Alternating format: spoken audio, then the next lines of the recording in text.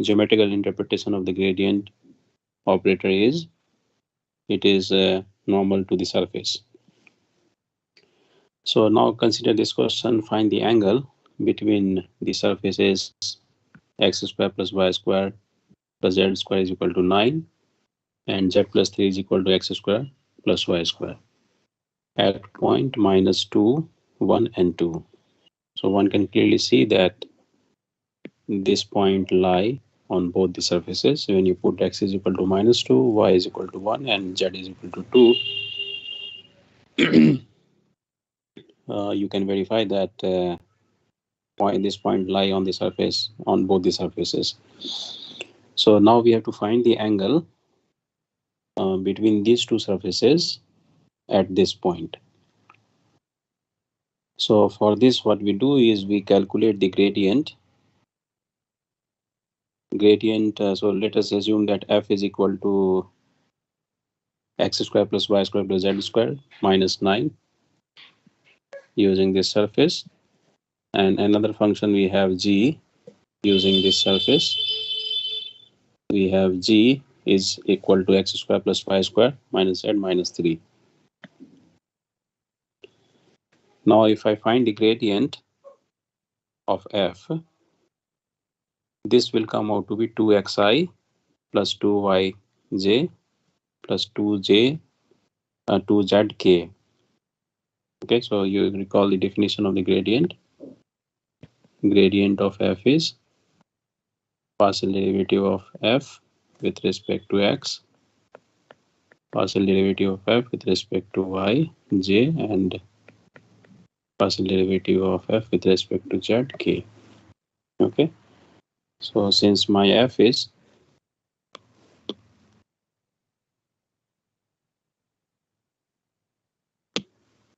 using the definition of the gradient, my f is this quantity. So partial derivative of this with respect to x is 2x. You write 2x I. Then partial derivative of this with respect to y is 2y. This is my f. So you write 2yi. And derivative of this f with respect to z is 2zk. Similarly, you can differentiate g with respect to x, y, and z to get the gradient of g as this. Now, since we have to evaluate the angle at point minus 1 and 2, so we evaluate the gradient. We evaluate the gradient at point minus 1, minus 2, and minus 2, 1, and 2. So gradient of f at point minus 2, 1, and 2 will be equal to this one. Put x is equal to minus 2, y is equal to 1, and z is equal to 2. So from here you get this. Gradient of g is given by this one. So when you put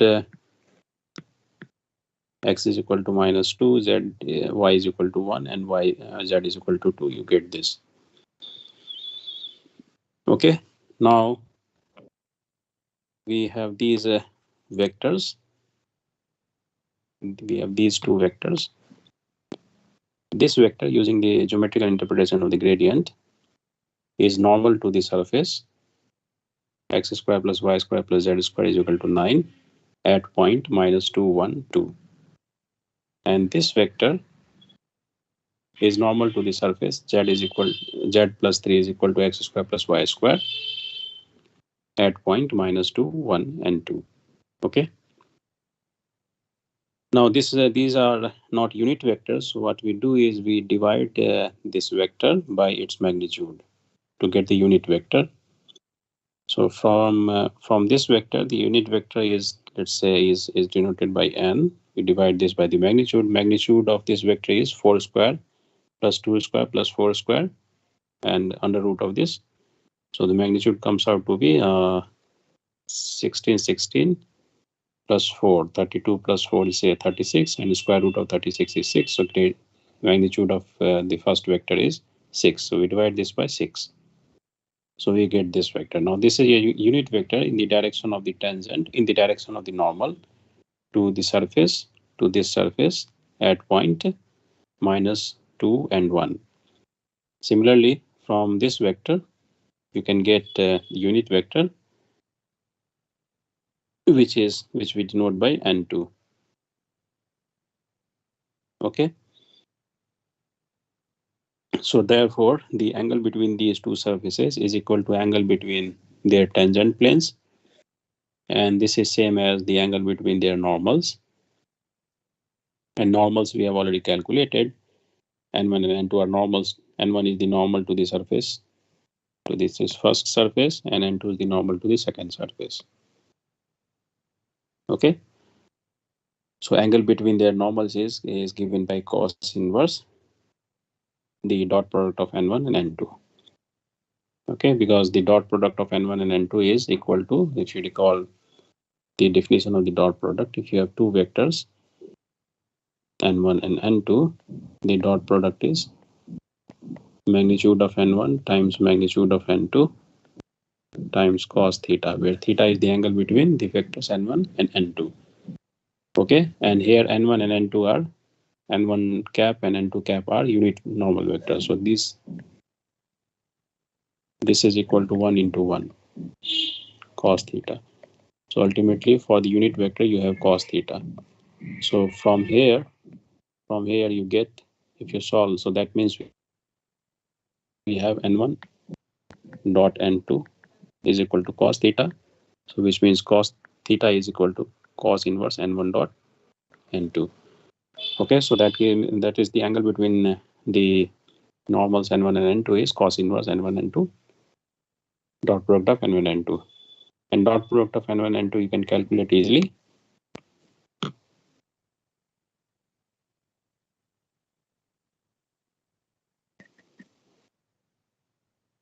You can easily calculate the dot product of N1 and N2.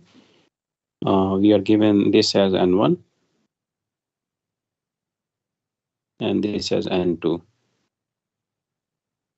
Okay, so what is the dot product here? Dot product of N1 and N2.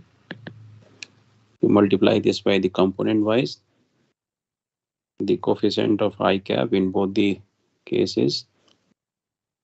So in the first you have -2/3 times, in the second we have -4/√21 plus the second component, the jth component in the first one is 1/3. So we have 1/3, and the jth component in second is 2/√21, and plus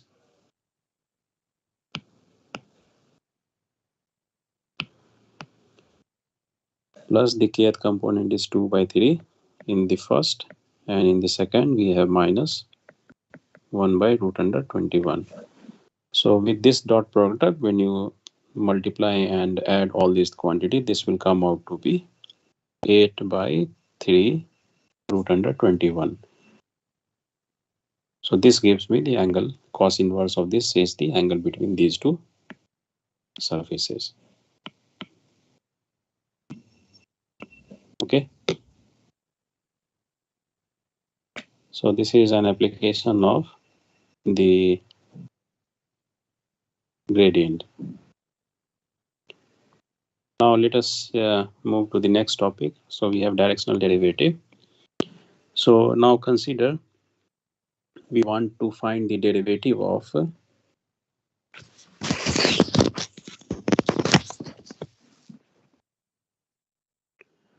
consider we want to find the derivative of the function f, which is a function of three variable x, y, z at point x0, y0, z0 in the direction of the vector b, in the direction of this vector. Okay, so first of all, let us say that point P at which we want to calculate the derivative is this one. This is the point P. And the vector B is this one. we have the direction of the vector. So let us assume that this is my vector B. Okay. So we want to find the derivative of the function in the direction of the vector B. Okay. So from the first of all we'll identify. First of all, we find the equation of the line P naught Q.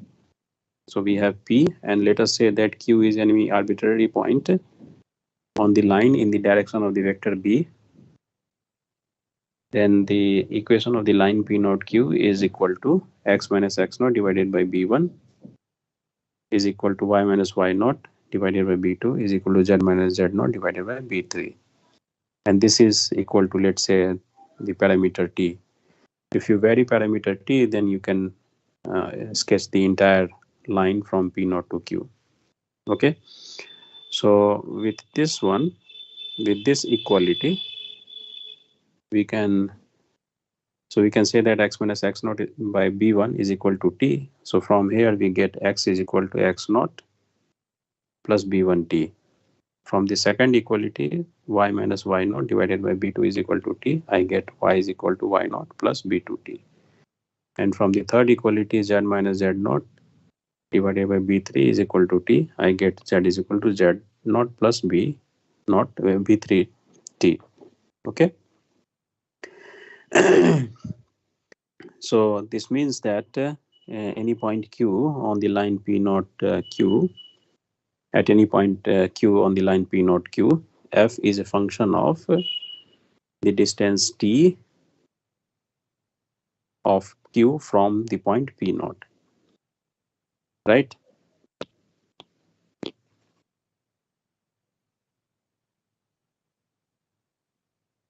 Because if you look at the function, this function f is a function of x, y, and z. And x we have expressed, x and y and z we have expressed in terms of T, where T is the distance, of Q from the point P naught. Okay. So when you substitute this, you can say that f is a function of T. You will get this one. Okay, fxyz is equal to f of xt, yt, and zt, right? Where T is given by this, because T is distance of Q from P naught. Q is x, y, z. P naught is x naught, y naught, z naught. So distance of Q from P will be under root of x minus x naught square plus y minus y naught square plus z minus z naught square. Okay. Now applying the chain rule, we will get this one. Derivative of f with respect to T is equal to this one, using the chain rule that we have seen in our second section of this course. And now we see that, so we arrived at this expression. Now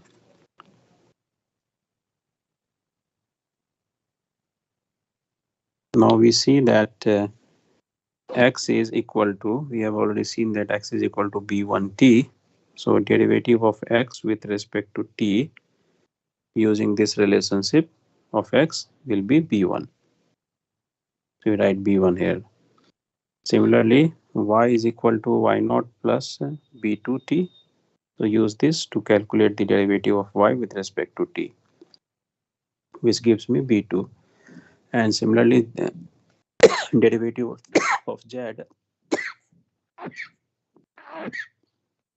can be calculated from this relationship, which is derivative of z is B3.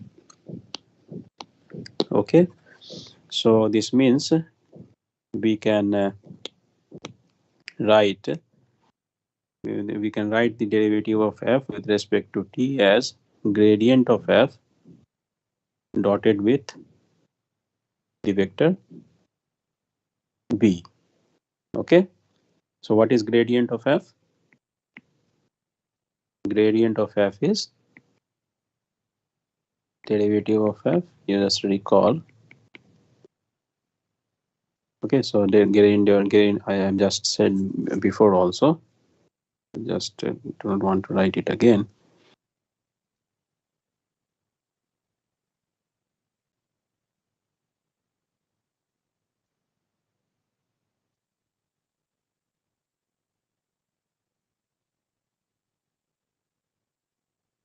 Gradient of f is this one, this quantity. So when you take the dot product of this with respect to dot product of this with the vector b, this vector b, okay, you get this quantity, right? So that means the directional derivative of the function f at point x naught, y naught, z naught in the direction of the vector b is equal to gradient of f at point x naught, y naught, z naught dotted with the vector b. Okay, so this is known as directional derivative. Sir, Yes. sir, can you explain, sir, why t is taken as distance? As I'm, sir, वो तो parameter था ना sir ऊपर. Yeah, it's parameter. So for example, if I vary, if this is my origin, and if I vary t from this to this point, you can identify this point, some point. Okay. T naught, let's say this is T naught and this is T1. So if you vary T between T naught to T1, you are able to trace, you are able to identify all the points here using Yes. the relationship given in equation 1. Yes, sir. So basically you have traced the curve, which is a straight line. Yes sir, but t equals to root of वो distance जो sir आपने लिखा है उसका पूछ रहा था sir मैं. So as you vary T, so Yes from sir. also you can see as you vary T, basically you vary the point Q. So Yes if sir. Q is there, then your T is this component. If point Q is there, then T is this component. So as you vary T, you basically vary Q, and that means you are able to trace this entire curve, entire straight line.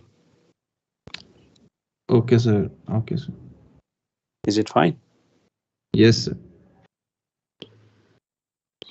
Okay, so this is how you get the define the directional derivative. Now let us see the this rate of change of a scalar field.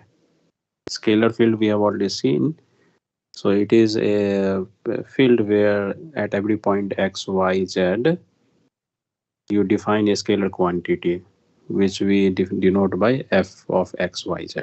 So this is a scalar. Let us say that this is a scalar field, and let us assume that b cap is let's say a unit vector in the direction of having an angle theta with the normal to the surface.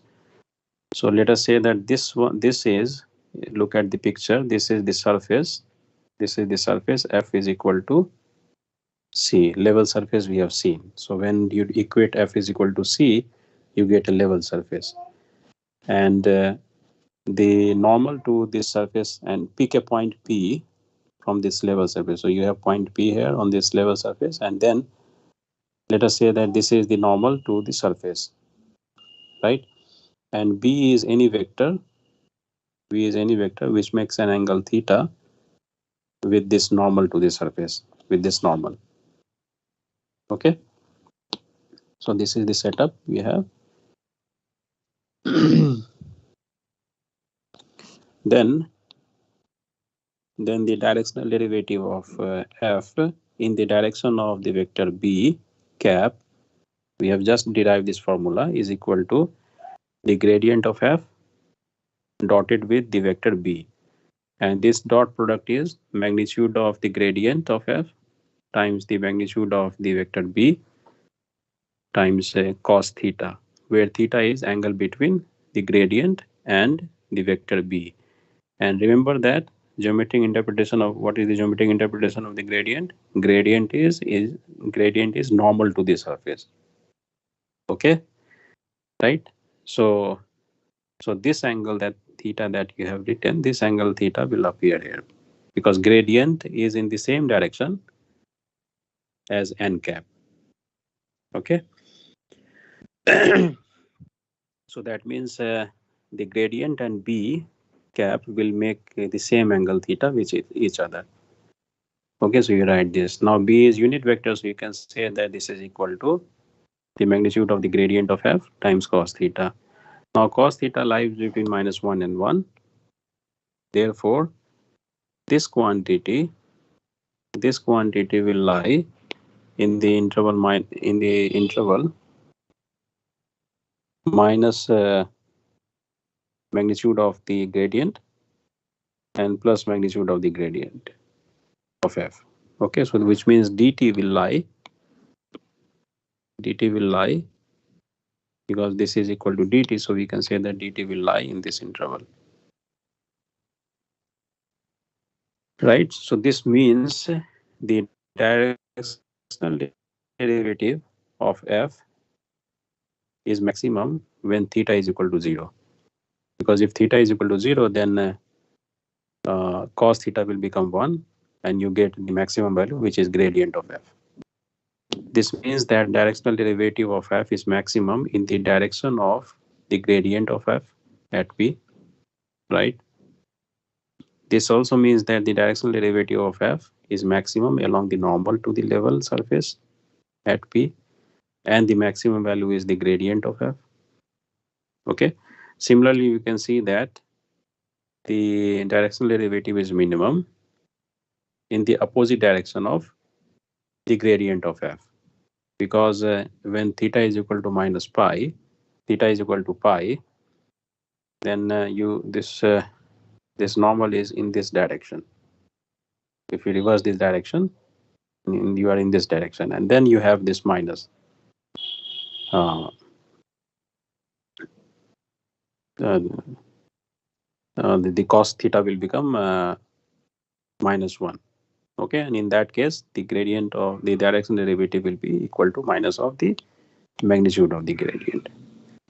Okay, so minimum is achieved in the opposite direction of the gradient of f, and the minimum value is equal to minus of this gradient. And the directional in the direction perpendicular to the normal to the surface. So direction perpendicular to the normal to the surface at point P is basically tangent. Okay, so that means in the direction of the tangent, that means in this direction, this is tangent, right? In this direction, the angle between n and the tangent is pi by 2, and when you put pi by 2 here, you get cos pi by 2, which is 0. So in that direction, the direction derivative will be 0.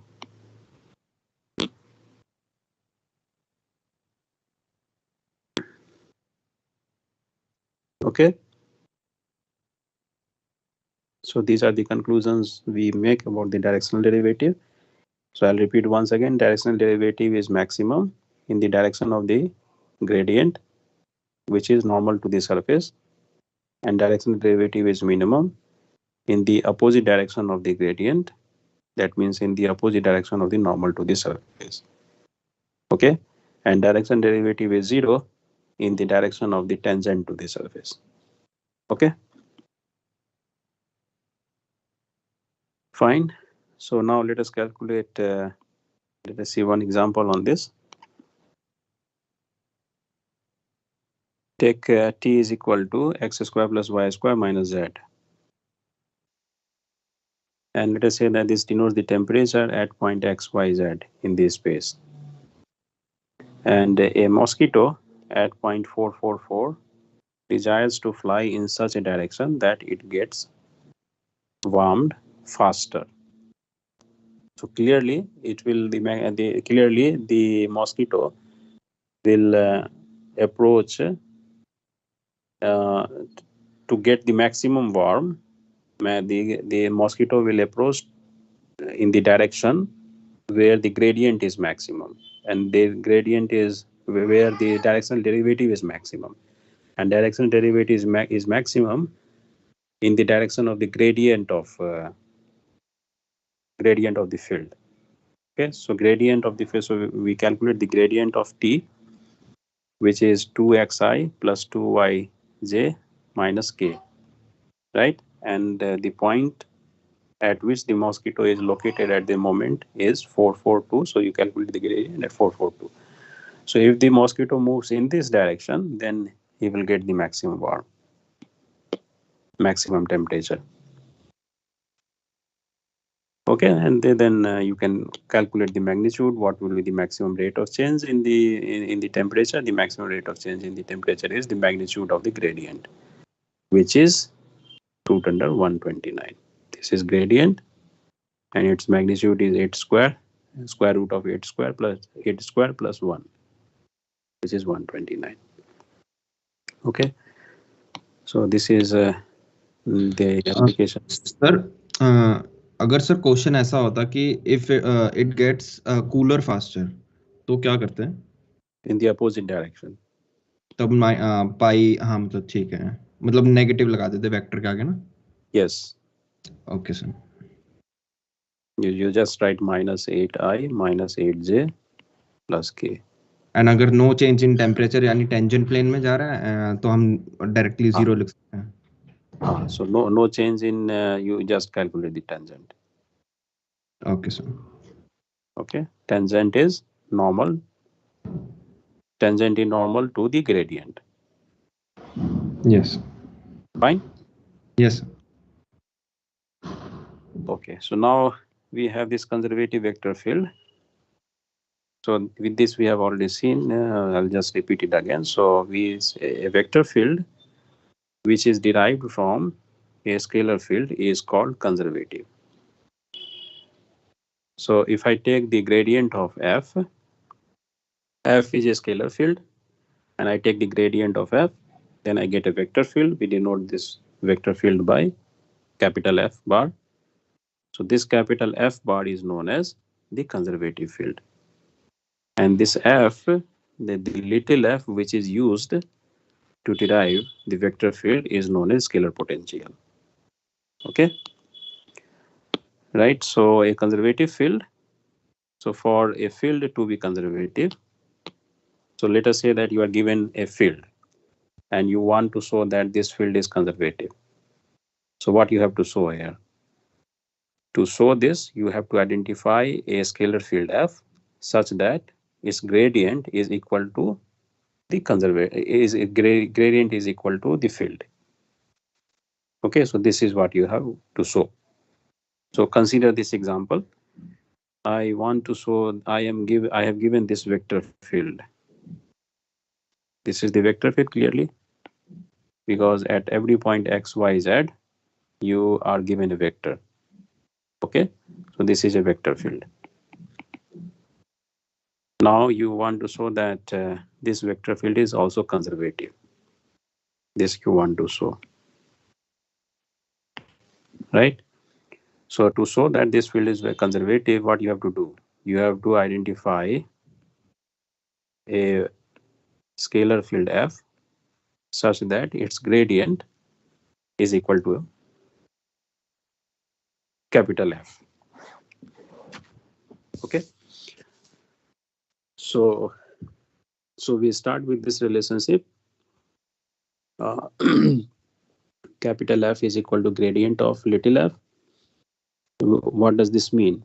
This means this is capital F, and gradient of little f is this one. Fine. Now we equate this component wise. Equate this component wise. So what do you get then? Component of I on the left hand side and on the right hand side. Equate them. So what is that component? Component of I on the left hand side is this one. So we write this one, and component of I on the right hand side is the partial derivative of f with respect to x. So we write this. So these two are equal. So you get the first relationship. Now component of j on the left and the right, equate component of j on the left and the right. On the left hand side, on the right hand side, the component of j is partial derivative of f with respect to y, and on the right hand side, the component of j is e raised to xyz times xz. So you get this second relationship. And similarly, equate the component of k on both the sides. So you get this third relationship. Now, using these three relationships, you have to identify the function f,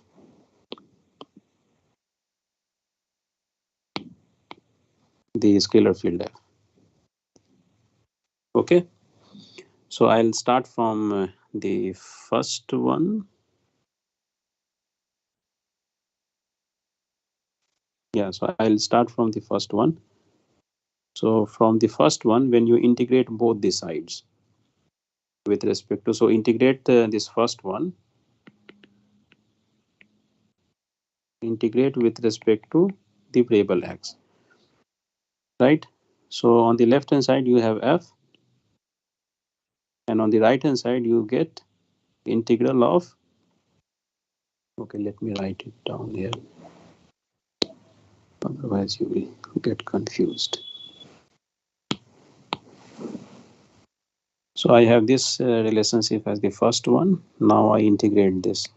So what I do, I write df is equal to yz e raised to xyz, and now I integrate both the sides with respect to x. So this is, I integrate, so this is del x. So I bring this del x to the right hand side. Okay, and now I integrate. So I have integral yz e raised to xyz dx. Integral is with respect to x, so y and z will be treated as constant. So yz will come out of the integral. You have e raised to x yz dx. And this integral is e raised to x yz divided by yz. So yz cancels out. But then you also have one integrating constant. So let us denote this integrating constant by phi1. But this integral is with respect to x only, variable x only. So that means this constant 5 and y and z are constant when you integrate with respect to x. So that means the integrating constant that you obtain will may depend on y and z. So this, let us say that this integrating constant is phi1 and it depends on y and z. Okay, so you get this one. Fine.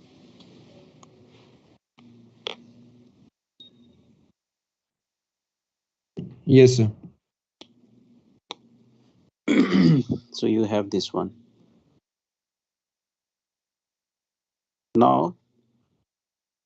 Now what we do is we differentiate this with respect to y, so that I can use the second relationship that I have obtained. So when you differentiate this quantity, this equation with respect to y on both the sides, you will get this one. On the left hand side, you have derivative of f with respect to y. On the right hand side, the derivative of e raised to xyz with respect to y will be xz e raised to xyz, and derivative of phi1 with respect to y will be del phi1 by del y. Okay. Now, derivative of derivative of f with respect to y is already known to me. So I'll make use of this fact.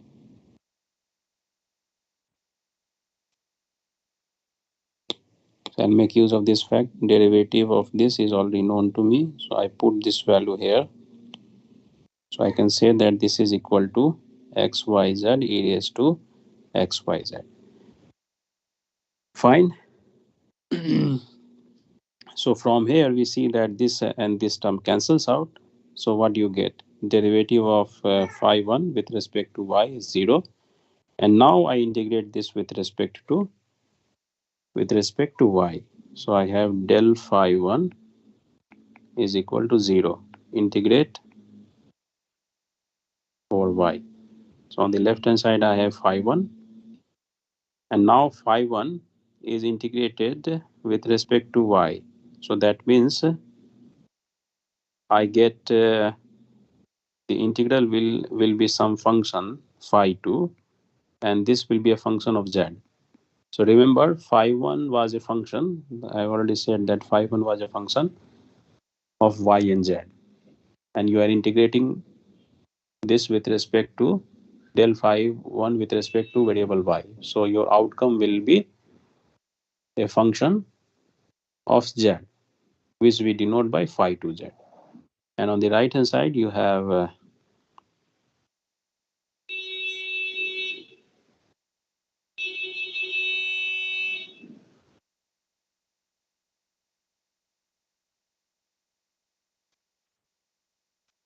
so on the left hand side, you have phi 1, and on the right hand side, you have phi 2z. So I mixed several things here. Okay, let me repeat it again.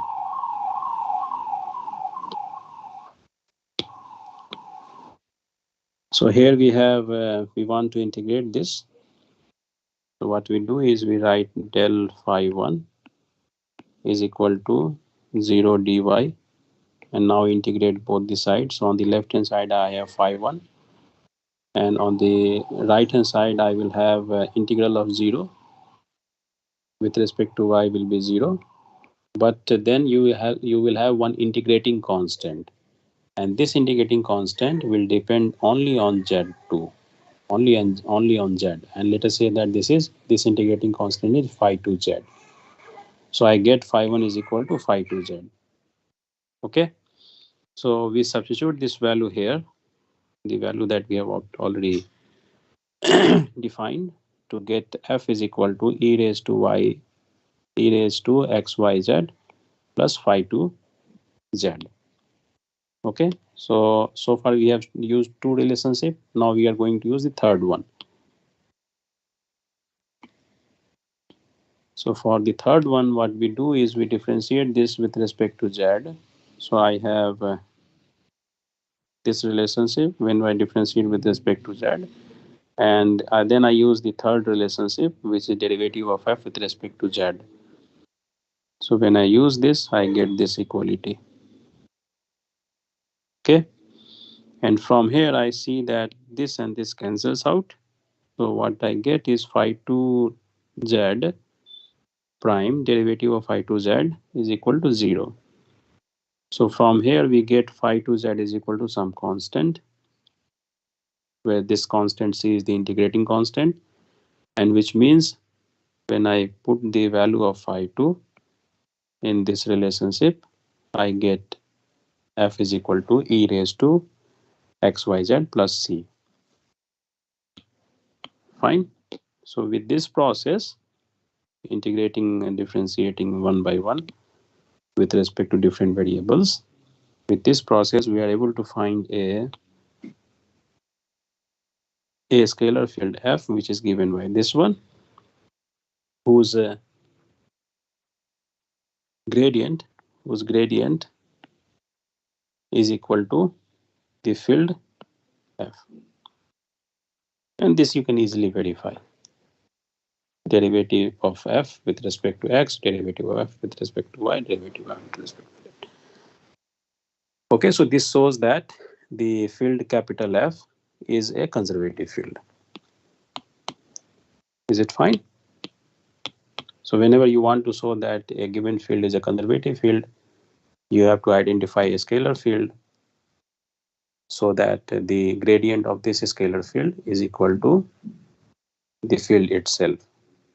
Then we can say that the field is conservative. Okay? Yes, sir.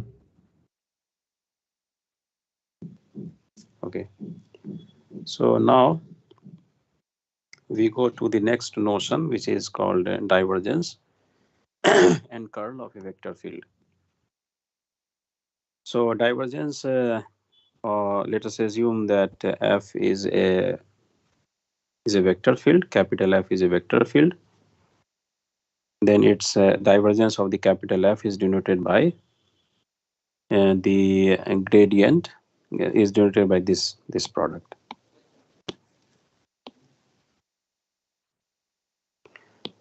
So this is a notation. Okay, so what I do, I'll say that divergence of the vector field f is given by this one. Derivative of f1. So capital F has three components: f1, f2, and f3. You differentiate f1 with respect to x, the second component f2 with respect to y, and third component f3 with respect to z, and then add them together. That gives you the divergence. Okay, now how do we write divergence in a compact notation?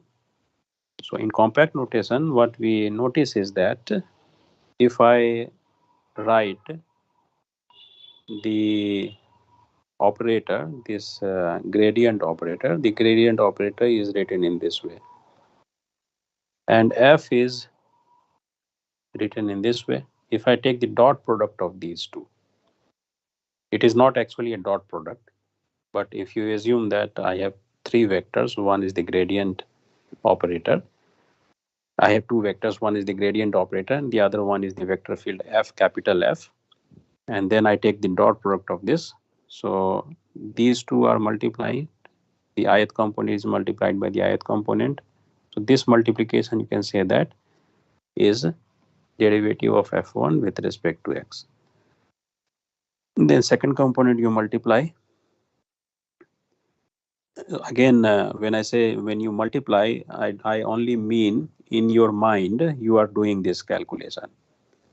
Basically, we are not multiplying here.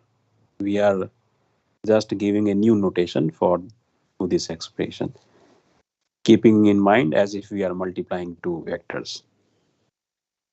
We are finding the dot product of two vectors. Okay, so that gives me this derivative of f2 with respect to y, and then kth component derivative of f3 with respect to z. Okay, so this is known as divergence. Okay, so your main definition is this: divergence of the vector field f. Divergence of the vector field f is given by this.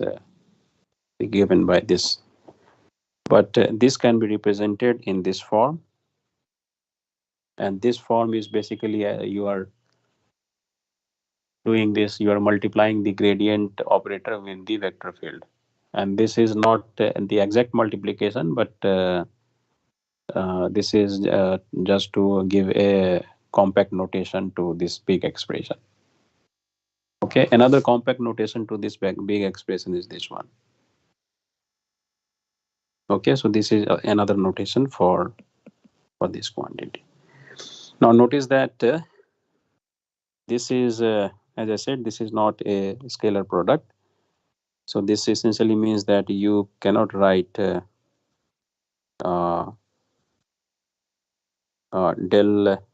the gradient dot f is equal to f dot gradient, because this is not a scalar product. Okay, so just to understand the notation in compact form, we are introducing this. Okay, it does not mean that we are doing the scalar product or the dot product here. Okay, so this is known as divergence, and curl is basically this definition. The definition of this curl is curl of the vector field f is this one. But to give a compact notation to this big expression, what we do is we write this as if we are doing the cross product of the gradient of f with the vector field f, capital vector field f, this vector field capital F. Okay, so how do you do the cross product? You do this cross product through this table. So you write I, j, and k. What is your first component? Gradient operator. So you write the components of the gradient operator and in the second row, and the second vector in the cross product is the vector field f, capital F, components of capital F. You write in the third row. So you have f1, f2, f3 as third row. And now you start with you try to identify the ith, the component of I cap. So how do you do this? You use this. Okay. So use this means you combine these two together. So derivative of f3 with respect to y, right? Derivative of f3 with respect to y, and then you combine these two together, which is derivative of f2 with respect to z.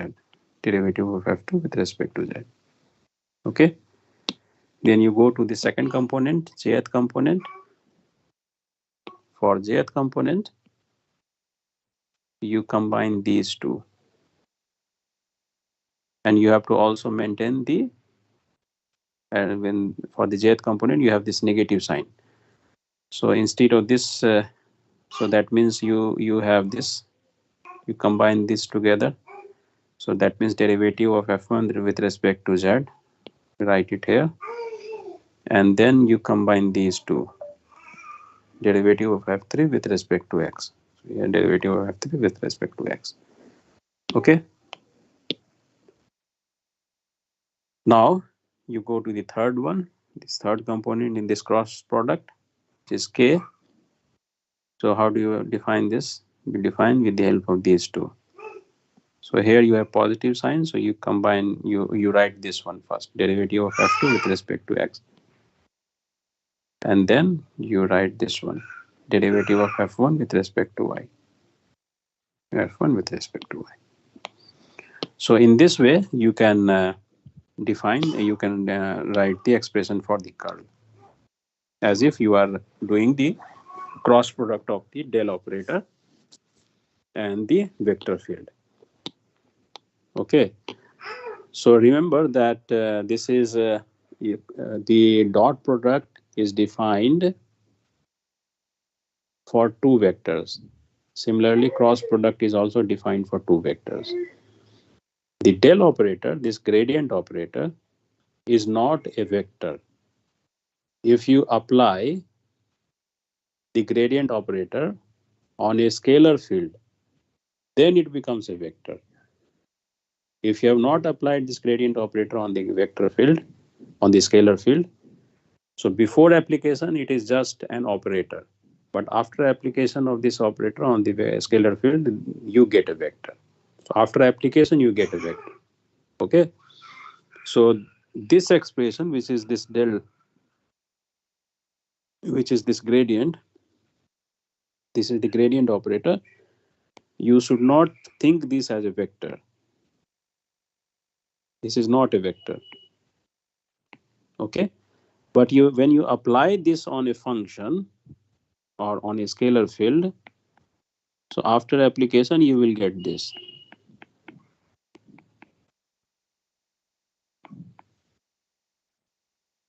Okay. So after application of this operator on the function f or the scalar field f, then you get a vector.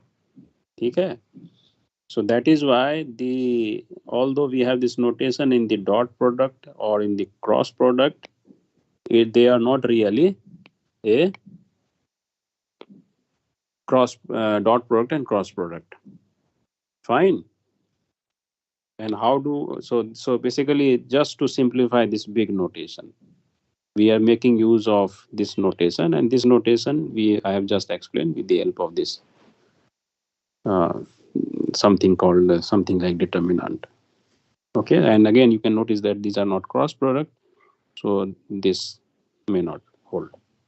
This never hold. Fine. So this is these are the two definitions of the divergence and the curl. Now let us see one example on this. So it asks you to find the divergence of the vector field V and the curl of the vector field V, where V is given by this. Okay. So just to use the definition, divergence of the vector field V is derivative of its first component with respect to x. First component of the vector field V is x square plus y square plus z square raised to power 3 by 2 times x. and we take this as r, x square plus y square plus z square is equal to r. So the first component of the vector field is r times x. So this is the derivative of the first component with respect to x. Derivative of the second component with respect to y is, second component is again r raised to 3 into y. And similarly, the third component is r raised to 3 into z. So this gives you the divergence. So you can calculate these partial derivatives, all these partial derivatives easily. These partial derivatives comes out to be this. So gradient, substitute these values of the partial derivative, you obtain the gradient as this one. Sorry, you obtain the divergence as this one. Now the curl for the curl, you, as I said, you form this table.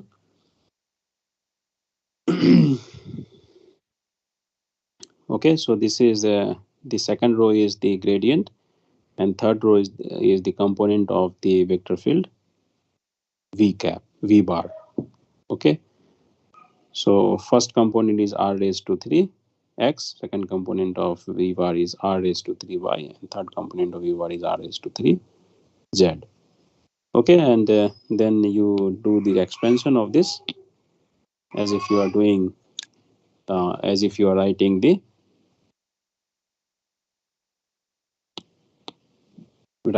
cross product. Okay, so when you write this ith component, you consider this one.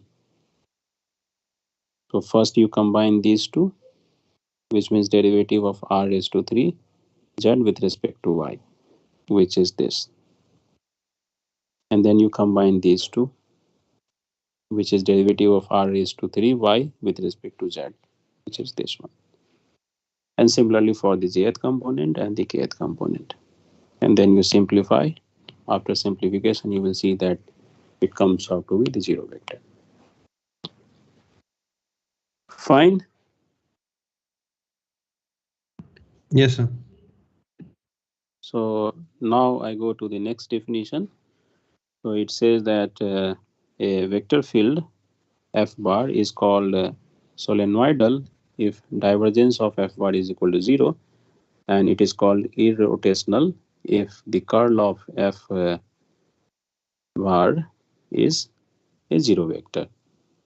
Okay, so all these things has geometrical interpretation. We do not have enough time to explain everything in geometrical sense, but you can imagine. I'll just see how so there is a little explanation for all this geometrical interpretation that I'm going to say now. So divergence means, let us say that you have a tank. With this tank is completely filled with water, and you put a pin, you put a very small hole somewhere in the tank. Then the water will flow out of this tank. So they are from this through this hole. So that is known as divergence. Okay, so this expression that we have seen basically denotes this divergence. Divergence of this field basically denotes how much water will flow out of the hole from that particular point where the hole is there. And curl means you have, let's say you imagine some river. So in river, what you see in rivers, the river flows like this. The current of the river is something is like that. So if you pick one point here, so divergence gives you how much water will flow in this direction. Okay, that gives you the divergence from this point. And curl means, so sometimes you also see that river is flowing like this, but all of a sudden you see that there is some kind of way where water is rotating around some point. Okay, so you have this flow, and then water is rotating something like this, and Like then a that, whirl, yeah, like a whirlpool. whirlpool, yes. Okay. So that is curl. Okay, so that is geometrical interpretation. So this expression basically denotes uh, how the water is rotating around a point. Okay, and now how this physical interpretation is connected with these mathematical expression, that I'm not going to explain because I do not have enough time to do this. But you can refer to any standard book written mentioned in the syllabus where this explanation is given, this precise explanation is given. Okay, so we have this divergence,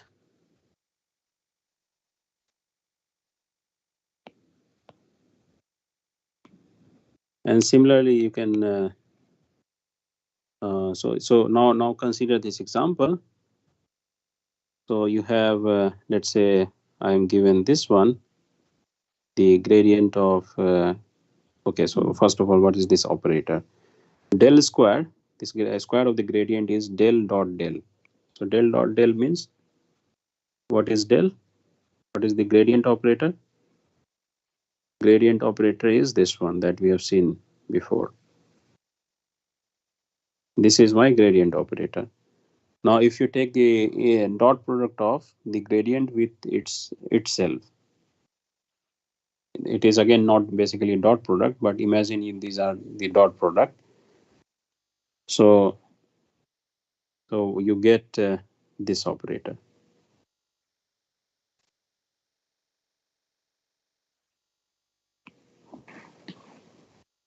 Okay, so what is gradient? Gradient is this one.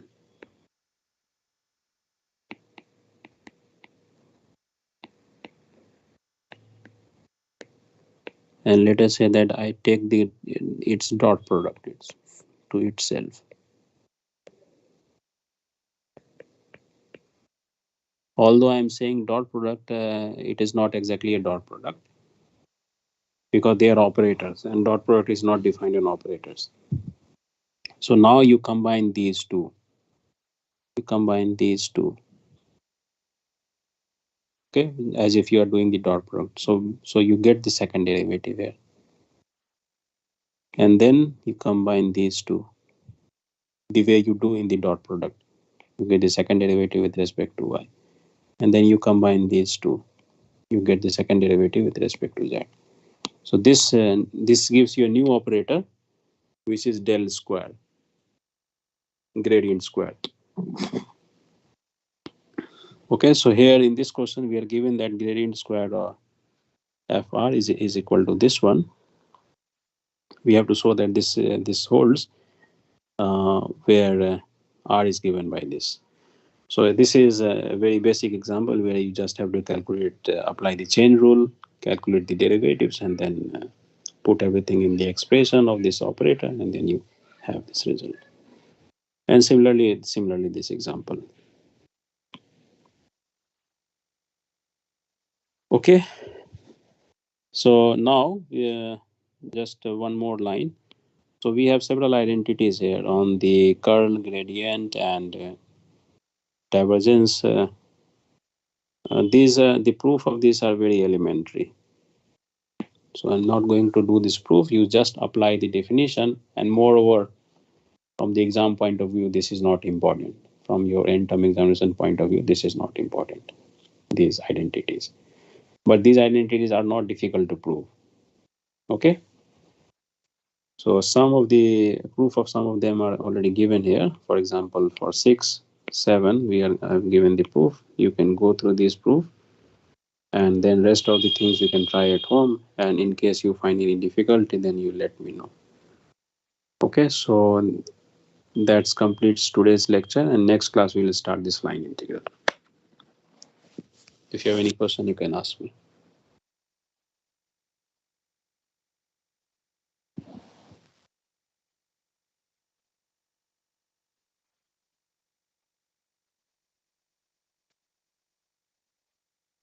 Any question?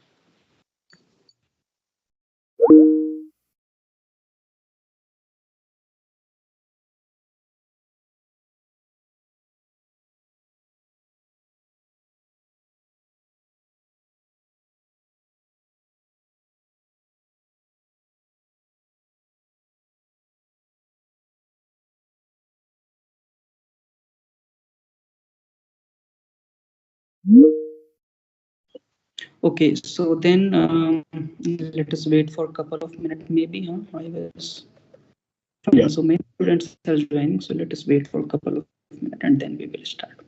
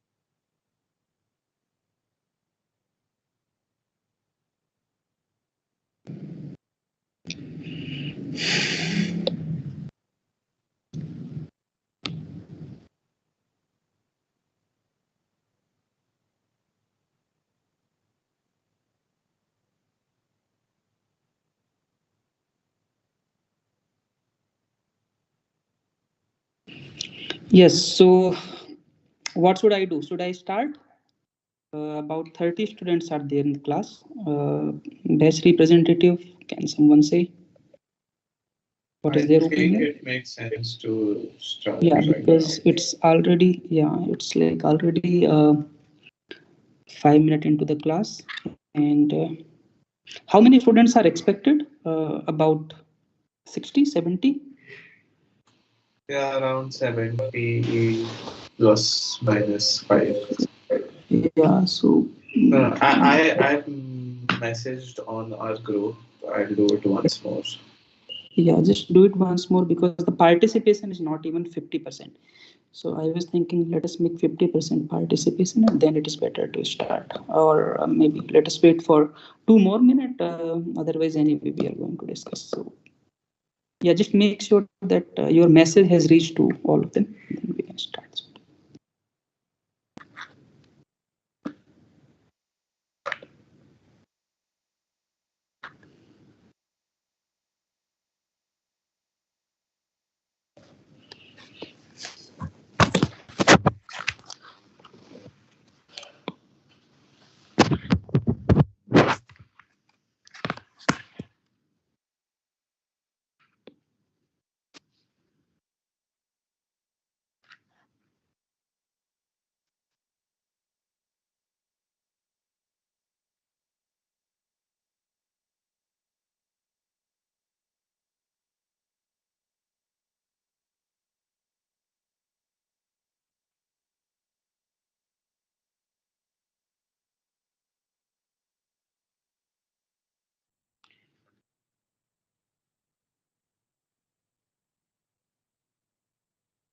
Okay, so I'm going to share the screen now.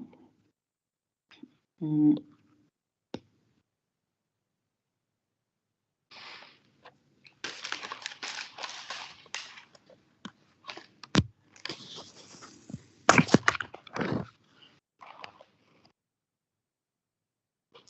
Can you see the screen?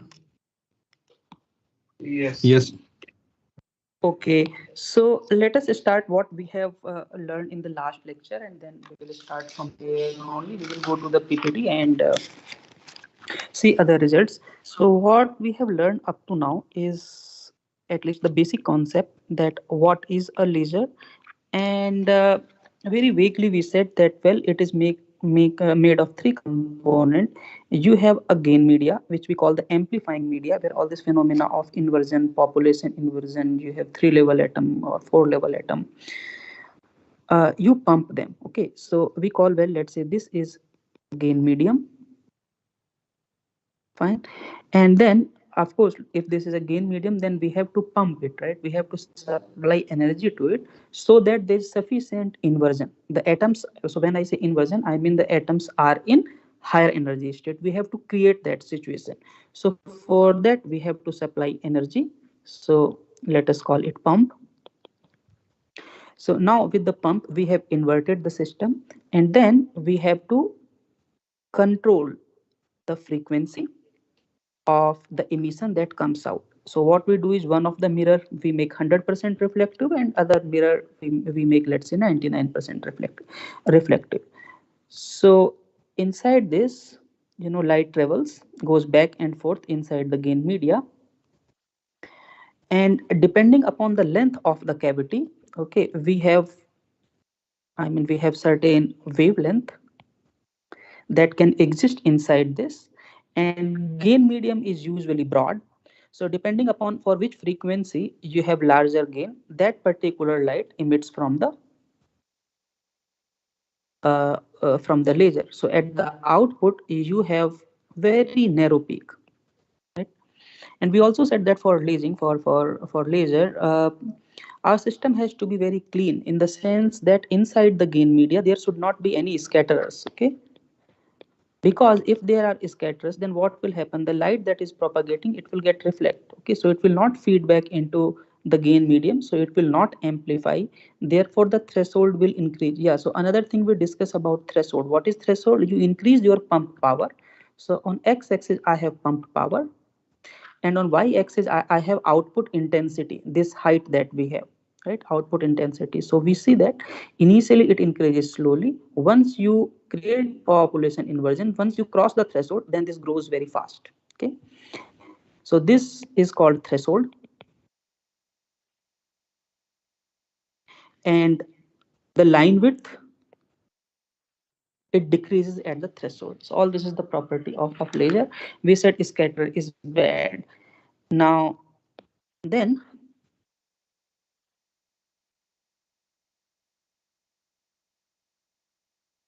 so this was the first part. Okay,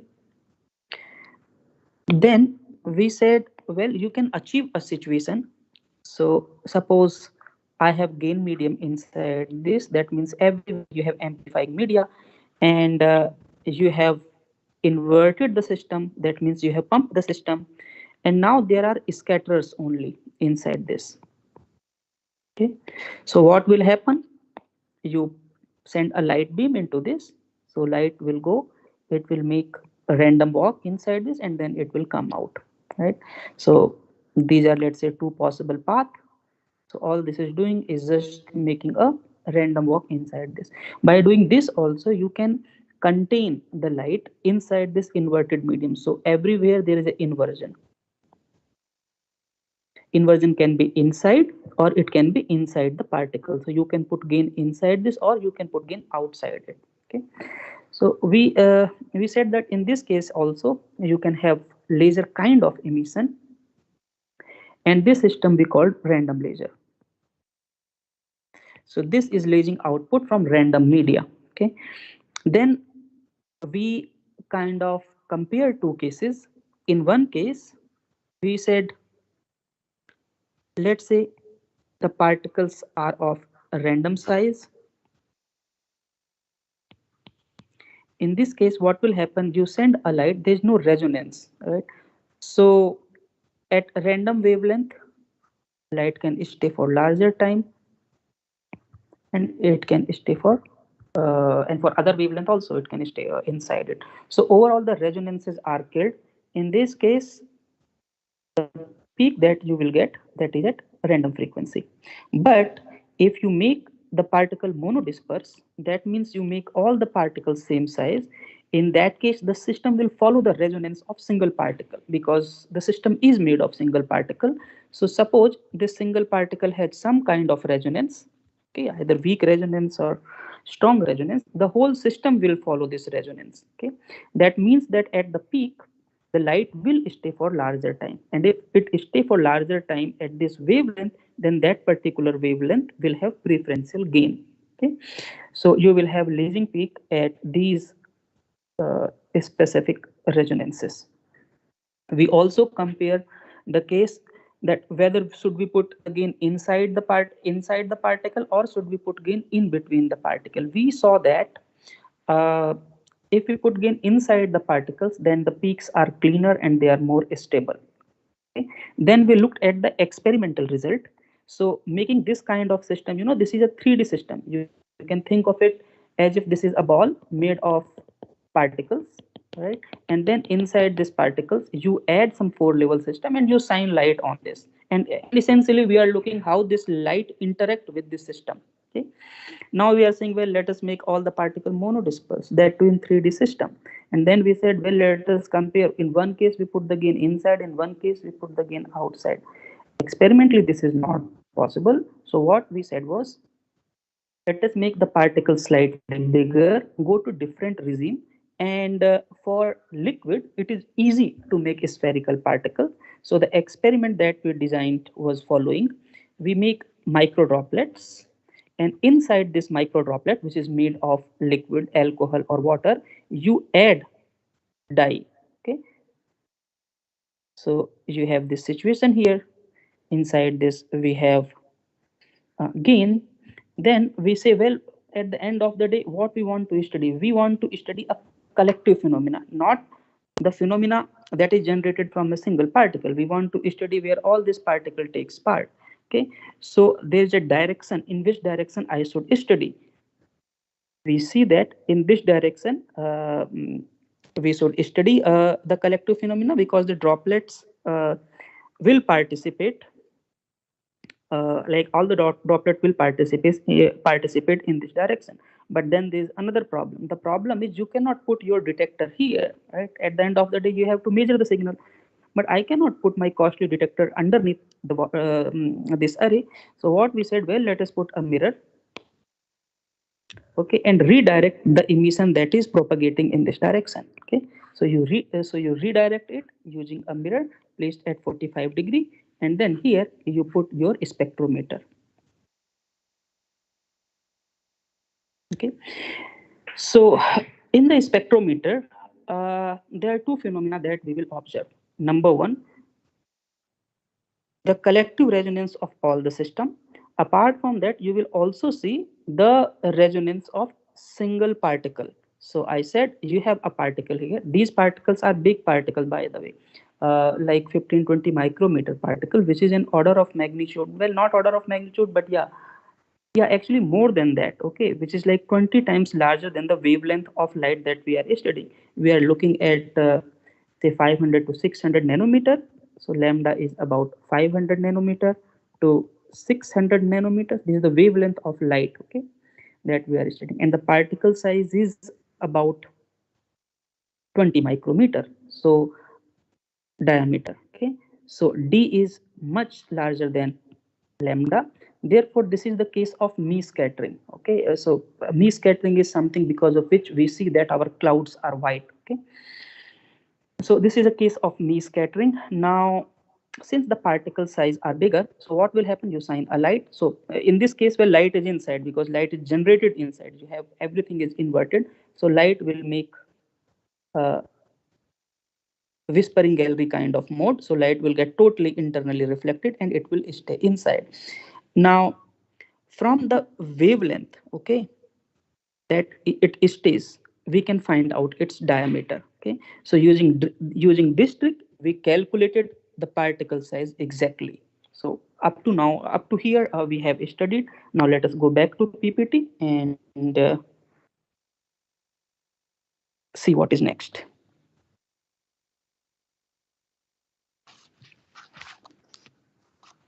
Fine, so this part is done. About laser done.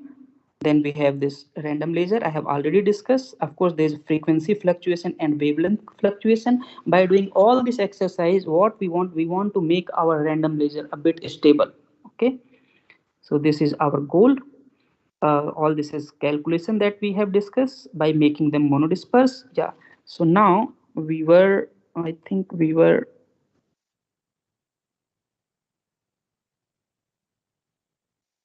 sorry, I have to go to this PPT. Yes. Okay, all this we have learned. So this was the experiment. In the first case, it was polydisperse. So lasing will occur at all the wavelength. Then we made the droplet monodisperse and we calculated the particle size using the whispering gallery mode. So now the situation is following. We have uh, these droplets. Maybe I can go to next slide. Yeah, so we have these micro droplets. I know the particle size and we are looking at collective phenomena, that is the phenomena that is happening only in this direction. So by the way, doing calculation or simulation in 3 dimension is very difficult. Okay, there are only few systems for which you can do, and these are, by the way, bigger systems. So we have to make certain approximation, and the first approximation that we make depending on this situation is following: that since we are interested in the light that is traveling along the array, so we said, well, let us say that these droplets are well, droplets are spherical, but let us say that we consider them like a slab. Okay, so you have the following system. In between, by the way, there is air. So note that we have this droplet that is falling. So this has a refractive index. So what is the refractive index of water? Can anyone say? Refractive index of water. Any guess? 4/3, I guess. How much? 4/3. Yes. 4/3. Okay. Yeah, it is correct. So roughly 1.3. I think you are saying 1.33. Correct. So this is the refractive index roughly of water, and this is the refractive index of uh, alcohol also. Actually, in our experiment, we used alcohol. Now, what is the refractive index of air? 1. 1. Exactly. So this is the approximation that we made, that you have a slab, okay, wherein the refractive index of this is 1.3, and in between you have air. Okay, now what is happening? You launch a light, or light may be generated inside because the system is inverted, and this light is propagating. Oops.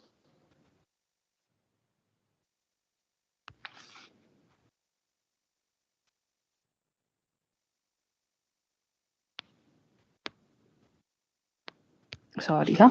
Yeah, so you have a kind of, in a simplistic picture, you have a slab, okay, many slab, wherein the refractive index of the slab is 1.3, and then you have air, a refractive index of 1.3, you have air, refractive index of 1.3, and we send a light, and what this light will do, this light will well, depending upon the wavelength, this light will make resonance inside this.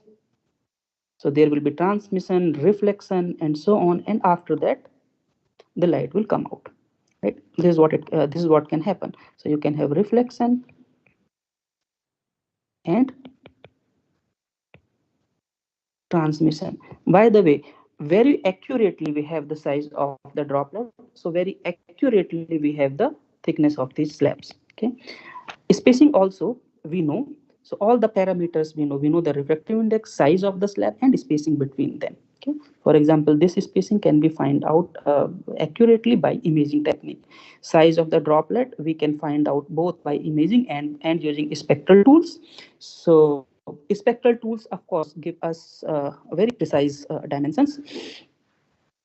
Now, have you heard of Fresnel coefficient? Anyone in your ED course, electrodynamics course? Reflection coefficient, transmission coefficient.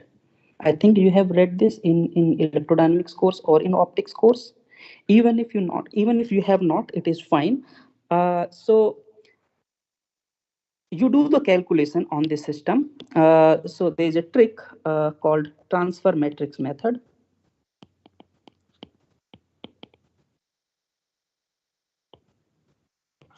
Okay. Using transfer matrix method in such systems or in any 1D system, you can find out what happens. Bonus of the solid state reactions. Obviously, you have to heat your solid how its transmission mixture for a very long time. will look like. Or because we know that R plus T has to be equal to 1, or your incident light from the conservation principle. And therefore, if I know the transmission, I can find out the reflection. Okay. If I know this, then of course I can find out the reflection. So transmission and reflection I can find out using transfer matrix method. Now I'm not going into the calculation, but you have to trust on me that you can find out the transmission spectra and reflection spectra. Physically, I can tell you what is happening. Okay. So suppose you have a layer, single layer. So of course we have many layers, but we are considering single layer. We send a light.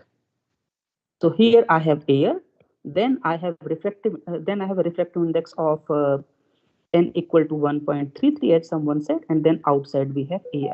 That means the refractive index is 1. Now you send a light. Okay, what will happen? Anyone can say anything? You send a light on this. Okay, some electric field E. What will happen? What can happen? I mean, there is only a couple of possibilities, right?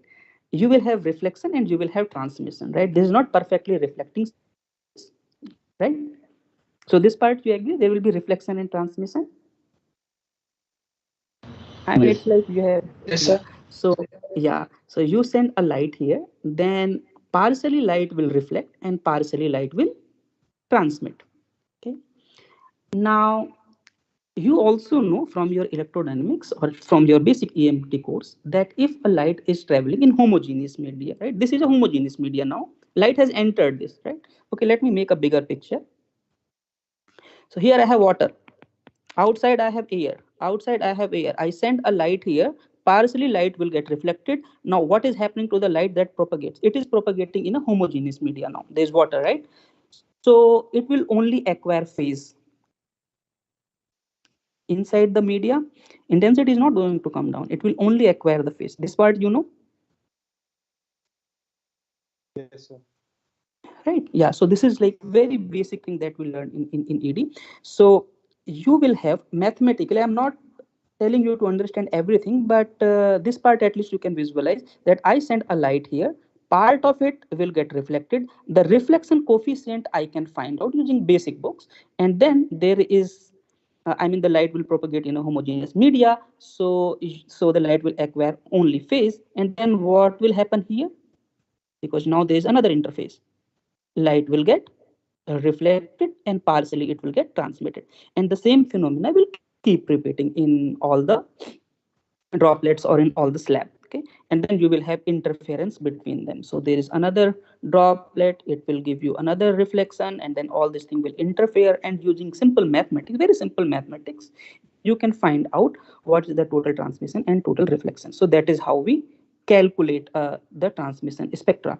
So the first matrix that you see here, okay, this is the scattering matrix. It essentially tells us when you shine a light, how much light will reflect. The second matrix that you see, it has only e to the power ikl part, only phase part. Okay, that is because the light is traveling in homogeneous media. And then over here you will again have a reflection.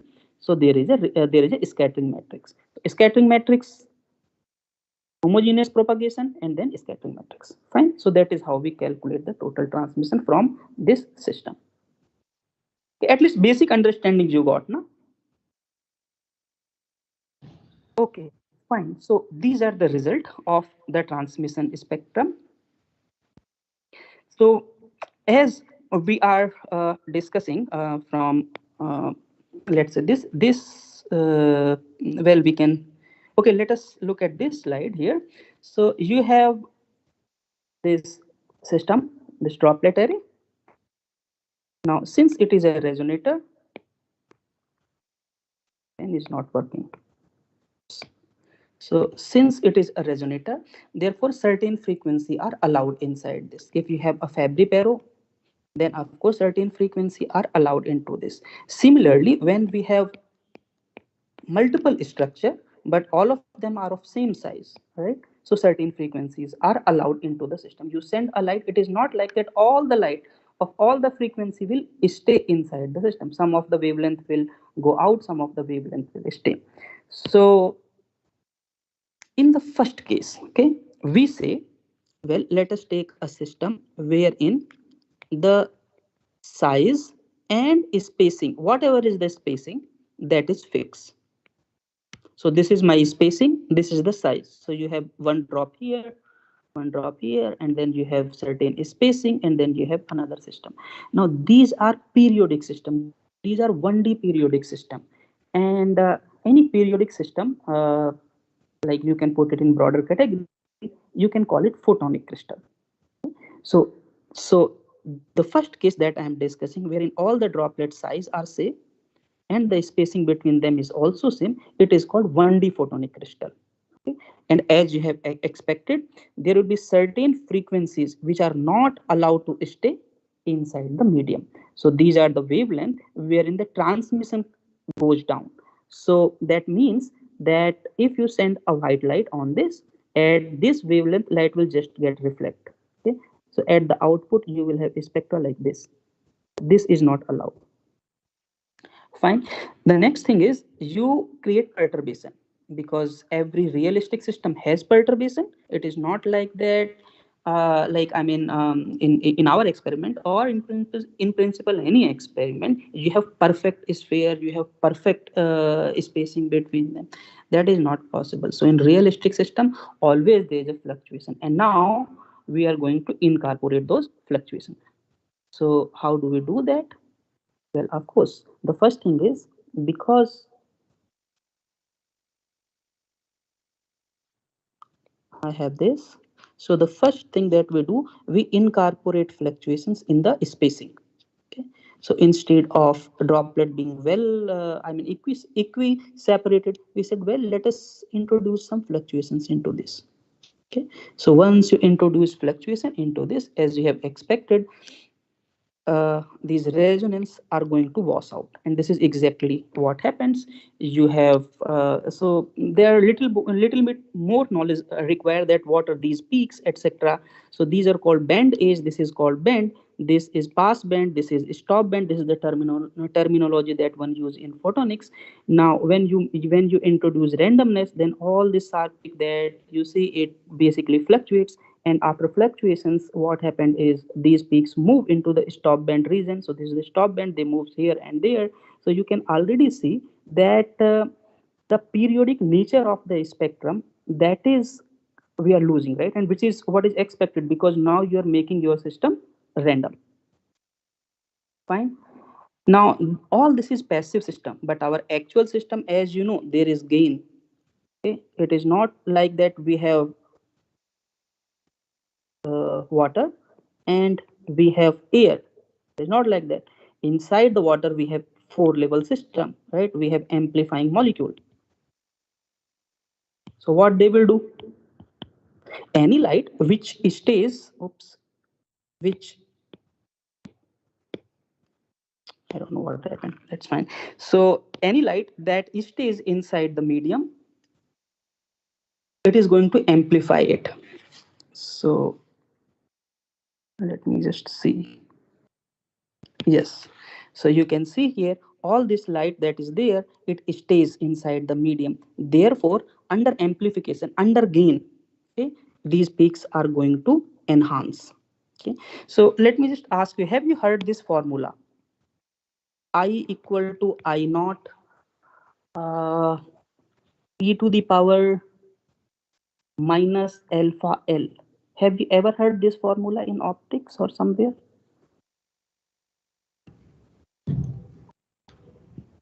Just no, you can say no, it's fine. I mean, no. Maybe So no, sir. This yeah, in yeah, formula, yeah. sir, we have learned in Beard-Lambert's law. Exactly. So this, yeah, exactly. So this is the Beer-Lambert's law. And what is that? If we have some absorbing medium, right, and you send a light, let's say the initial intensity of light is I naught, and this system has a length of L, right, and this absorption coefficient alpha. Oops. This absorption coefficient alpha, right? Then the output light that comes out to be given by this formula. Okay, so if I send a pulse or whatever, a light like this, after so let's say I naught is this, then the output intensity will be smaller and it will be governed by this formula. Okay, so you can see there's an exponential term here, e to the power minus alpha L. Okay, now under amplification this formula inverts. Okay,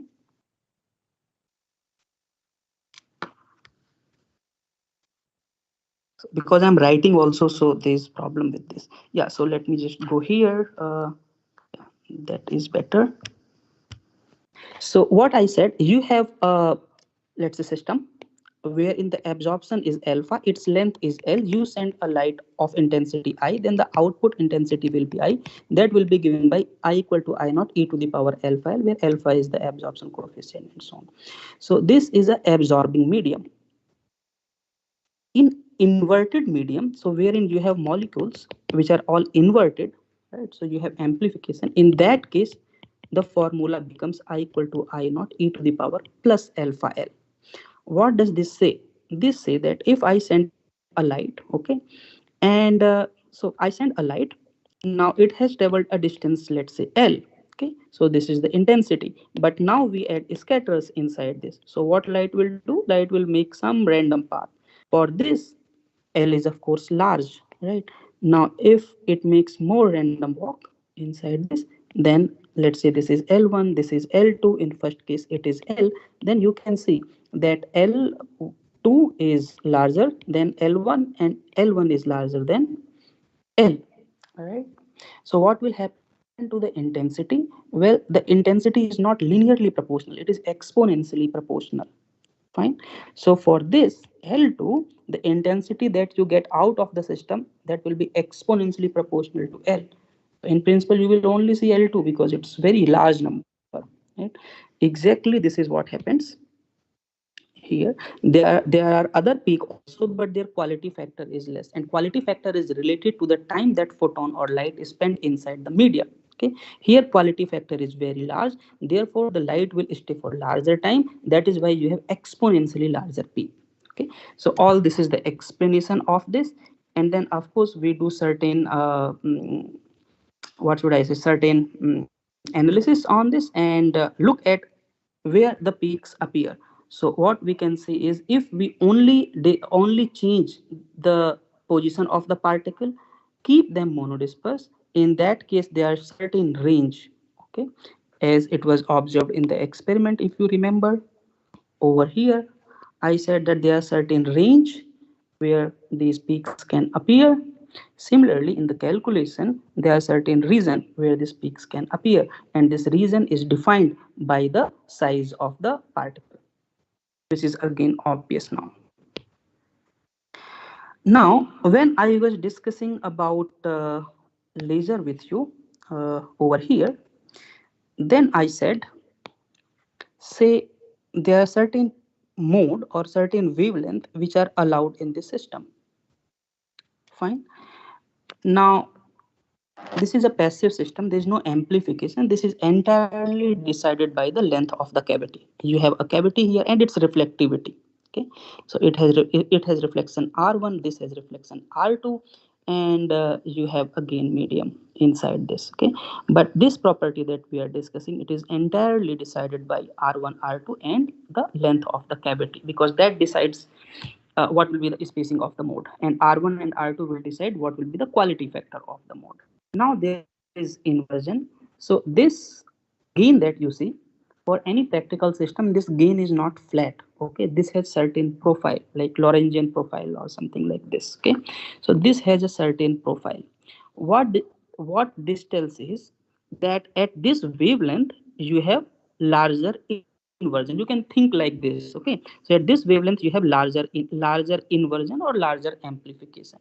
Now I will ask you, because at this wavelength you have larger inversion, therefore, or larger amplification, right?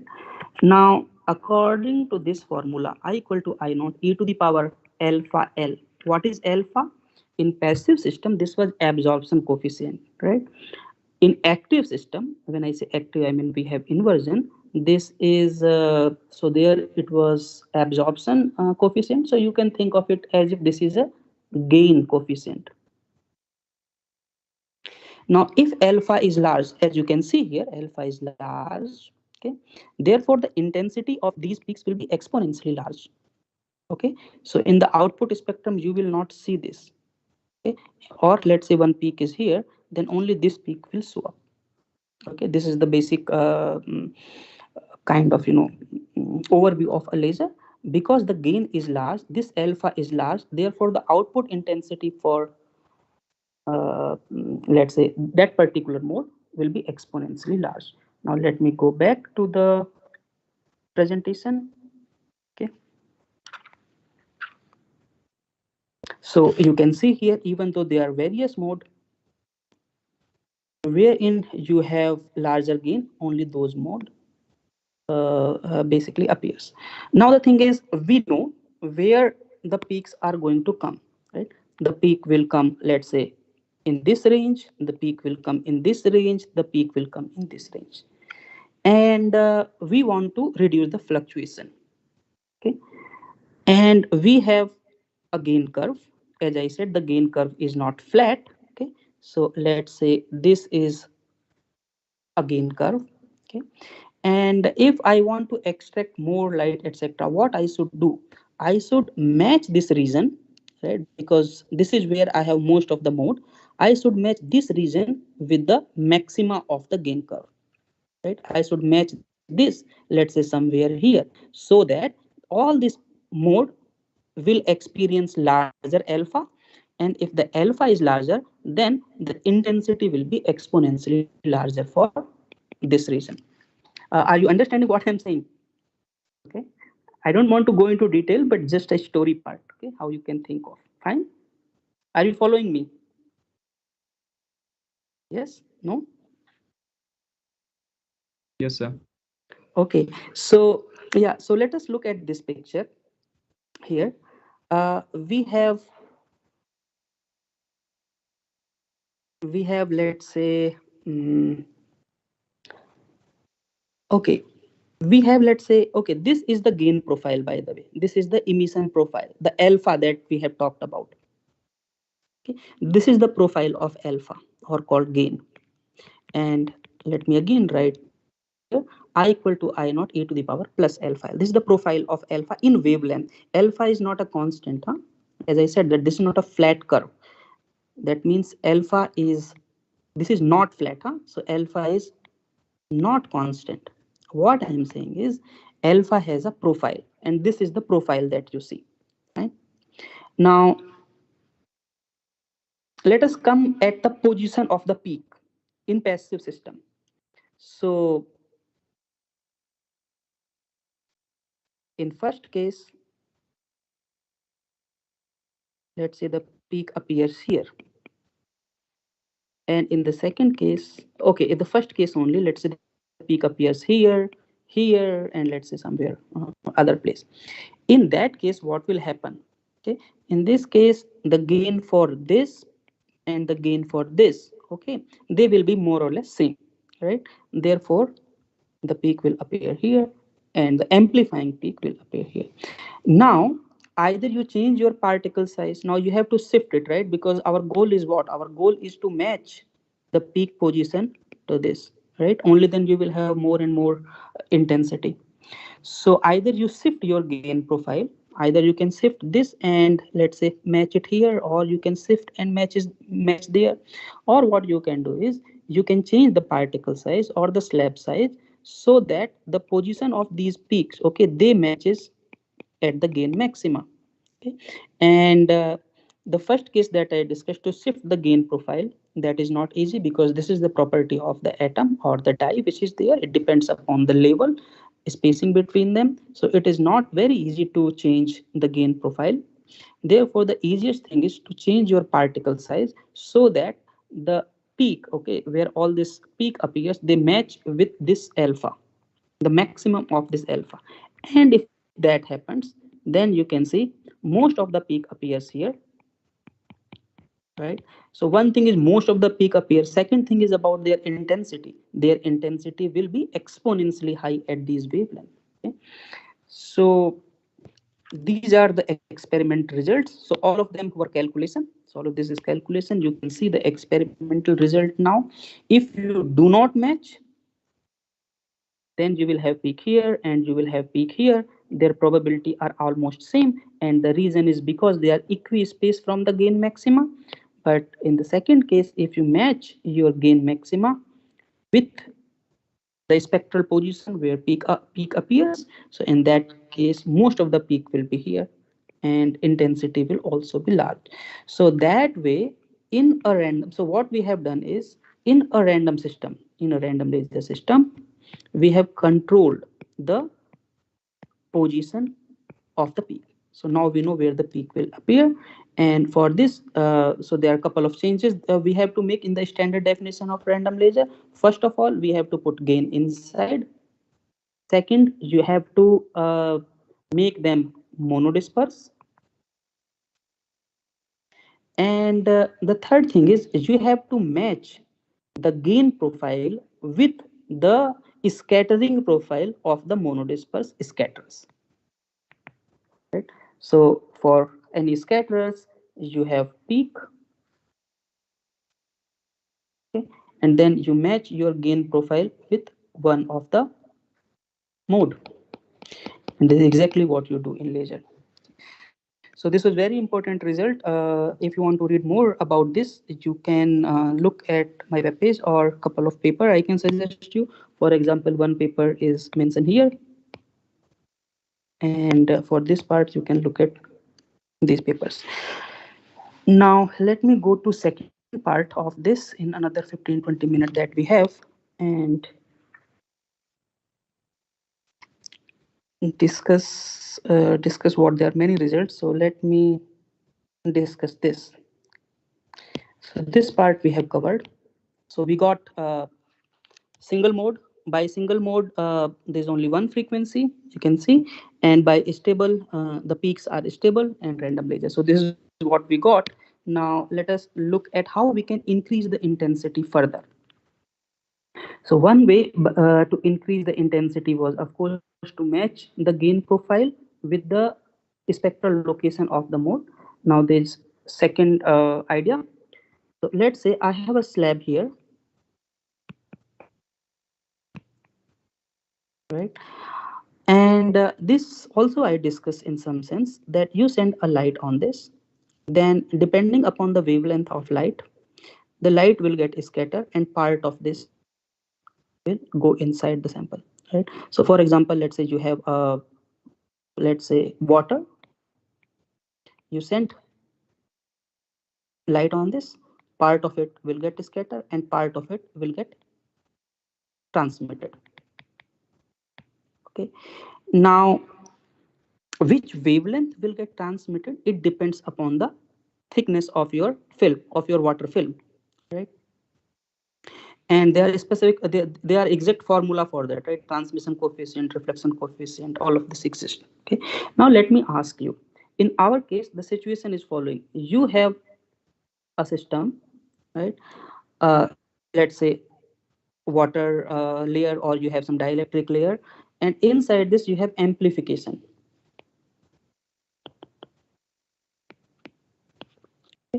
Now I'm sending light on this. Okay, that's fine. Let me go here.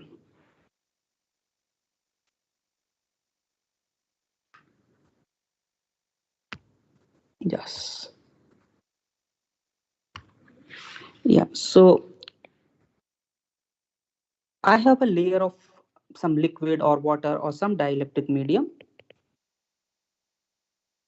And of course, inside this, I have positive alpha, so I have gain, right? And what I want is, I want at the output, I want more intensity, right? So, yeah, so, well, let's say, so output,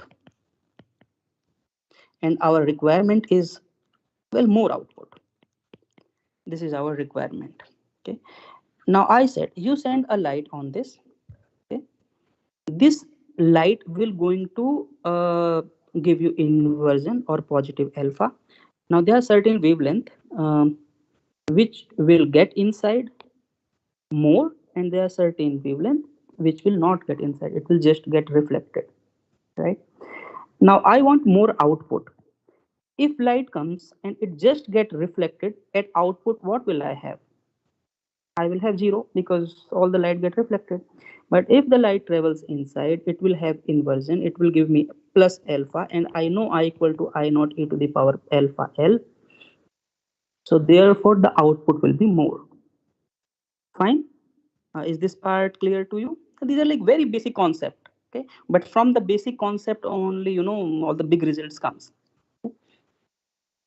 If this part is okay with you, I send a light here. This looks very simple, but yeah. Okay, so you send a light here, okay, depending upon the wavelength of the light and the thickness of the slab, okay, this light can get reflected and this light can get transmitted. Now I have inversion inside, I have amplification inside. To extract that amplification, I should put light inside this. Once the light goes inside, then at output I will have more emission. If light just get reflected, then I will not have, I will have less emission, because anyway partially, so anyway it will go inside, but the output will be less. Okay, now with this concept, very simple concept, let me go to the slide and please follow me, otherwise.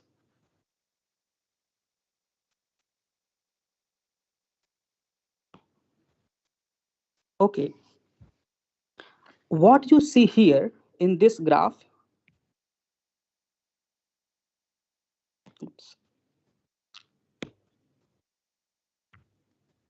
what you see here in, I don't, okay, it's working. So what you see here in this graph is the reflection of the light from that slab that I am talking about.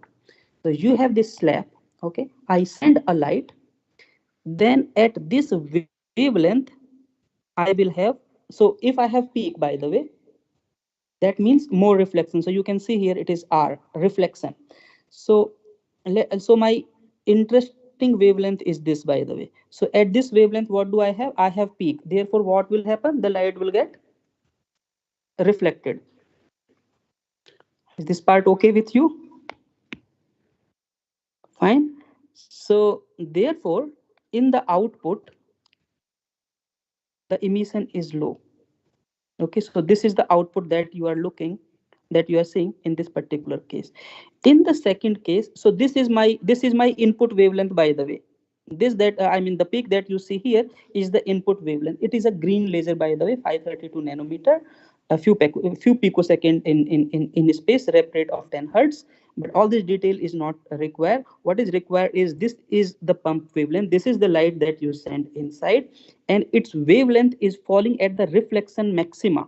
So therefore, most of the light will get reflected. Therefore, at the output, you will have less emission. We are comparing this part to this part. In the second case, what happens is we change our sample thickness such that the input wavelength, or this wavelength that we were shining, this input wavelength matches with the reflection minima. That means minimum light will get reflected. Fine. Therefore, in this case, you will have larger emission, so you can compare. So this way, just by coupling, just by enhancing the coupling, you can increase the output intensity of the system. You understand this result, this part? Yes, no? Very simple concept. Fine? Yes. Yes, Okay. Yeah. Now let me not discuss this part because we have only 5 6 minutes. Let me discuss something else. Mm,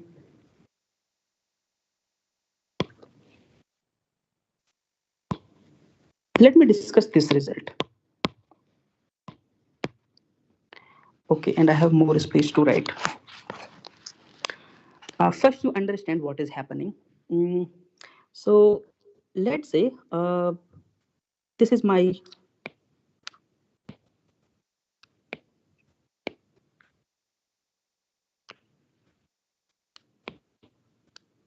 yes, let's say this is my system, random system. You have dust particle or you have some scatters, nanoparticles, plasmonic particles. The specifications does not matter. And you have amplification, so you have positive alpha here. Okay. Now I have to pump it, right? I mean, that is the basic concept. First, you pump it. By pumping, you get inversion. Now, very simple concept. If I pump large, then what will happen? And if I pump less, then what will happen? If I pump large, then I will have, because my alpha will increase, therefore I will have larger output. Very simple thing. If I pump less, then I will have lesser output. Right? Now, here in all this experiment, the pump is not created electrically. For example, if you see helium neon laser or any standard laser, the pumping is electrically, right? I mean, you go into the lab and then you switch on your electricity and the pumping will start. You will have optical output. With electrical input or electrical pumping, you will have optical output. But in all this experiment, what is happening is we are pumping optically. Okay, so you pump this. So I have huge energy which is coming, and using lens or mirror, I can focus this. So let's say this is one scenario. So I have a big light which is coming, and the same intensity I focus here. That is one case. The second case is, now I put my lens little bit far. This is the same intensity that was coming, but now I focus it, the entire energy I focus it in a tiny area. In the first case, the entire energy was focused over entire area, but now I pump it over a tiny region, and I look at the emission here. Then it is obvious, because all the energy are pumped here. In this case, I will have larger alpha, and therefore I will have larger output. Okay. Now all this thing we do not do by hand. Of course, you can kind of take the sample. One times you can put here, another times you can put there, and so on. You can compare. But let me show you one innovative way to do the same thing.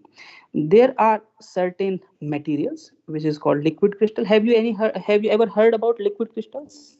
Anyone? Yes? No? Liquid no, crystal, sir. liquid crystal display, liquid crystal phone, liquid crystal LED. Yes, Anything sir. you have heard? Yes, You sir. have Yes. Liquid heard, right? crystal. Yeah. Yeah, liquid crystal display, for example, I think you have heard. So we take the motivation from there only. So liquid crystals are something that you can align. Okay, so for example here, so let's say these are liquid crystals, and and of course you can align using certain chemistry and certain physics. You can align them. Now let's say, and by the way, they are soft materials, so it is not like a rock. Okay, so you can deform them. So this is first case that they are aligned. So let me just do it once again for you.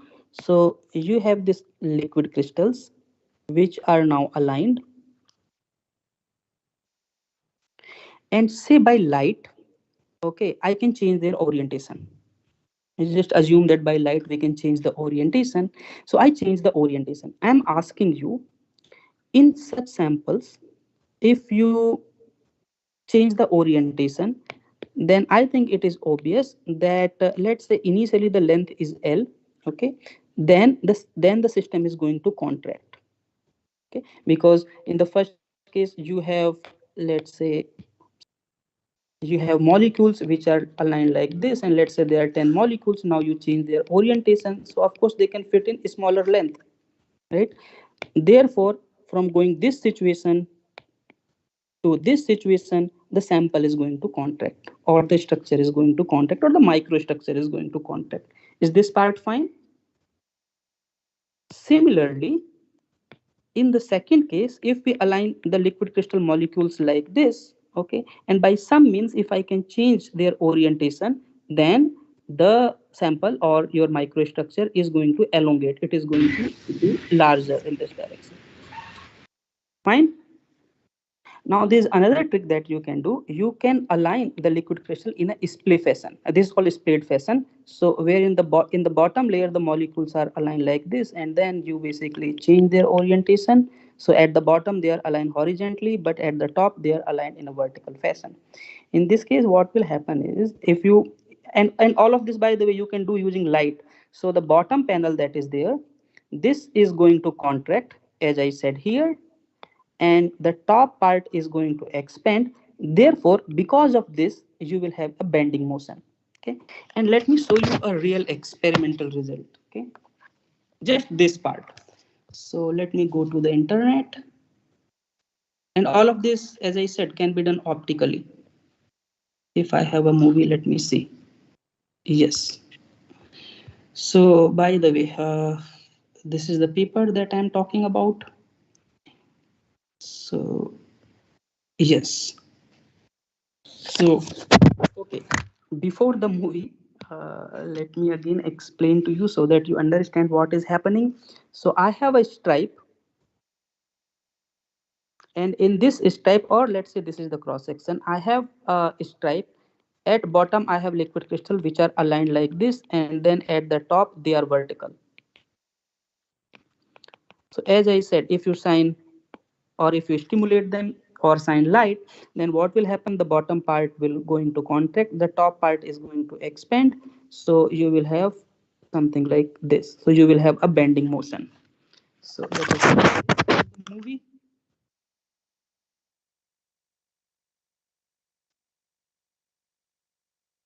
Refresh this. It's already 5 now. You have to go to other class.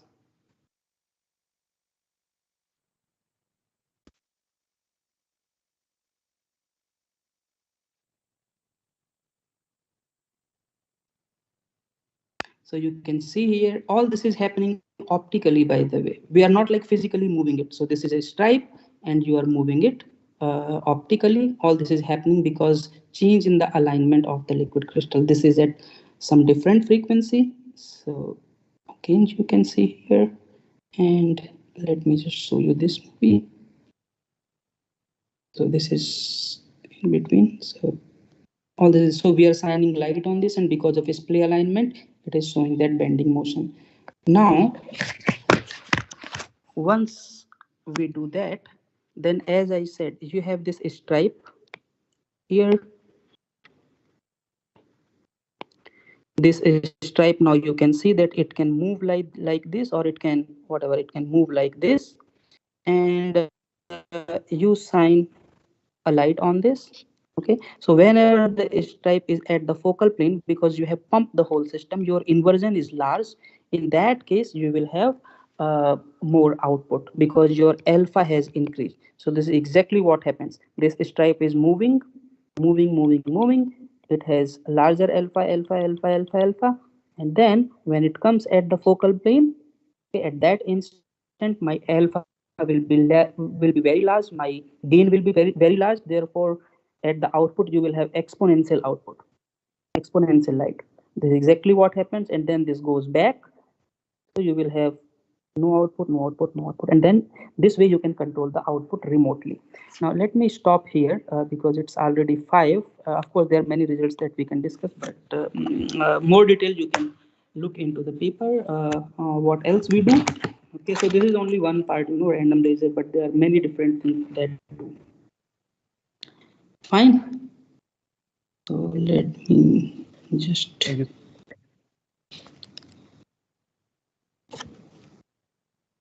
at here. So yeah, so let me stop at this point.